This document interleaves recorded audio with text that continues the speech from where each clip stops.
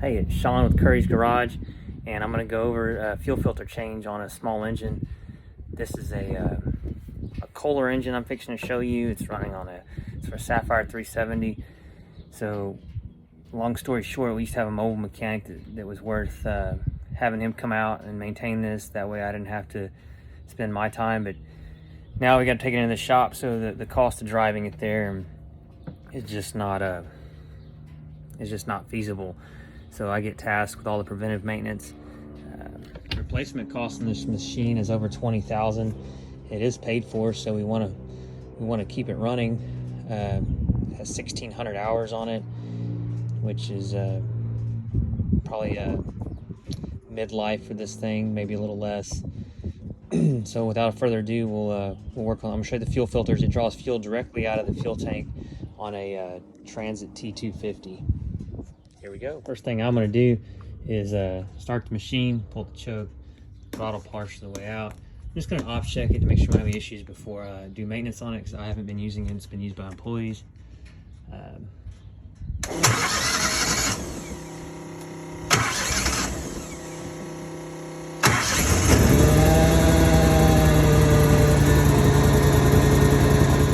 while we're doing fuel filters, we're going to go ahead and change the oil.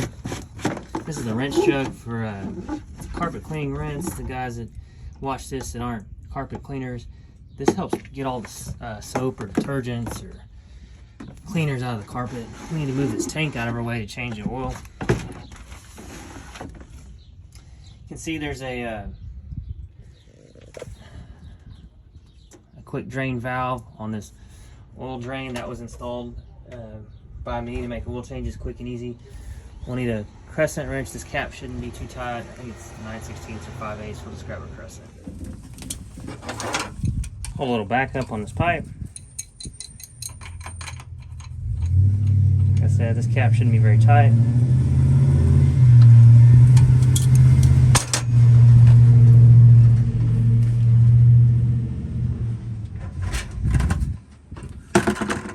Place a bucket underneath.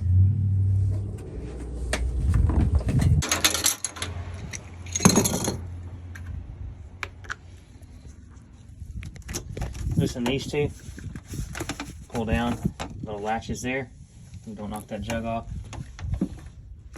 Lift up. This cowl panel comes up. Here's our filter. I'll go get see if I have any oil absorbing towels. I'll put underneath here. Just have to clean up afterwards. Just not going to spill a ton of oil.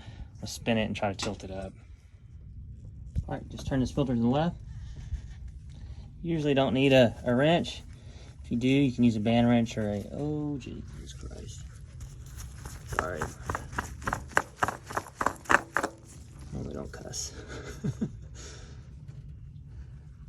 Okay. So the oil filters don't match that I pulled off, but I've always used the Koehler. There's instructions right on the thing. The 12050-01 is the factory filter. I actually like this filter the mechanic used last time. I'm gonna have to look it up or message Kenny and see where he got it. I put a little bit of oil in the filter, not much because it sits horizontal, not vertical. If it was vertical, we could fill it. And I put a little bit of oil around the seal. I wipe off the base plate and look at it, and that's it. Hand tight, pretty snug hand tight. I don't want it leaking, but I don't want it too tight. That's it. We'll put it on. All right, it doesn't hurt to put Teflon on here. The oil eats it up, but it's fine. This is that way if your technician or someone reaches over here and bumps this valve, you don't lose all your oil. It's not meant to hold the oil in continuously. It should stay pretty dry. I usually get 1 or 2 drops after I pull this off, if that valve's closed.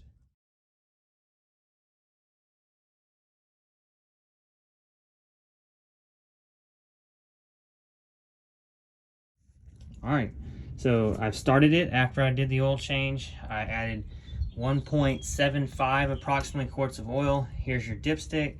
You put it in, you wipe it off, which I've already done. It's hard to do with the phone in the hand. And then you check it, and we're really close to the top of the hash mark, if not if not right at it. If earlier when I checked it was a hair low, if the hair low right underneath, that's perfectly fine. I'll check it again on our week, or my employees will check it again on their weekly checks, and hopefully they hopefully they do that, not just pencil with it. Cap goes back on. Let me show you this cowl. That's what this piece I call it, is a cowling. It has a little ridge, a little hook. That hook sits in this ridge.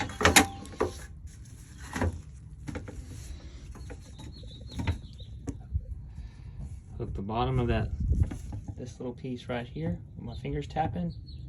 This finger right here. Hook that. Pull it in. Same on the other side. Dipsticks in. Caps on. One last little gee whiz thing. Make sure your funnel's clean. I wiped it out. Didn't have any dirt in it. Always wipe out your funnel. Use a clean funnel. And that's it. That's the oil change. All right. So don't stare at my pretty legs. This machine has a pre-filter before the fuel pump. This is the fuel pump that goes to the machine. Actually, my bad, it's post. Here's the tank. It pulls fuel out of the tank through an inline filter, which that's backwards. The installer did it backwards. I'll show you. Let's see. Should prove me wrong. I haven't looked at these yet. Usually fuel filters have an arrow. Yep. See a little tiny arrow? Supposed to be pointed that way. And this guy, we'll have to have a Phillips screwdriver, and well, that's it.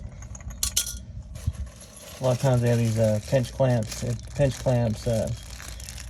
constant tension clamps is what the textbook would call them. They would require just a pair of pliers. We'll just keep, I don't know what we'll do. We'll either keep these or we'll put the constant tension clamps. I have nothing against constant tension clamps. They work well when installed right. So it comes out of the fuel tank, goes through this backwards fuel filter, comes up here to a fuel pump through a post filter, and I think this is recirculation. Kenny could tell me if he was here or if he watches, and then this goes out to the machine. So we're going to change both of these.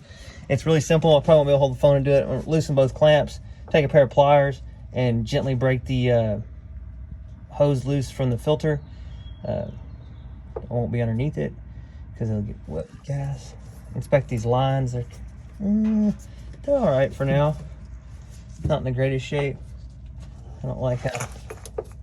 Oh, that's just over the bubble on the filter, so that's fine. All right, without any further ado, we'll get started.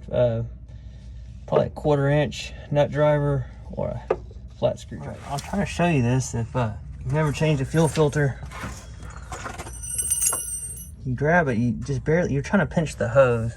I don't know if I can do this with, can't really do it with the phone, but you're trying to pinch the hose but not the filter, and you're trying to get the hose to rotate around it, and once it breaks loose you should be able to pull it off. They're a little snug usually. Get them off, tuck them up out of the way till you can get your fuel filter on, that way not dripping gas all over you. It's going to leak a little fuel. Your clamps need to be past these little barbs right here. If they're on top of it, it's not going to get a good seal. So just past that barb should give you a good seal.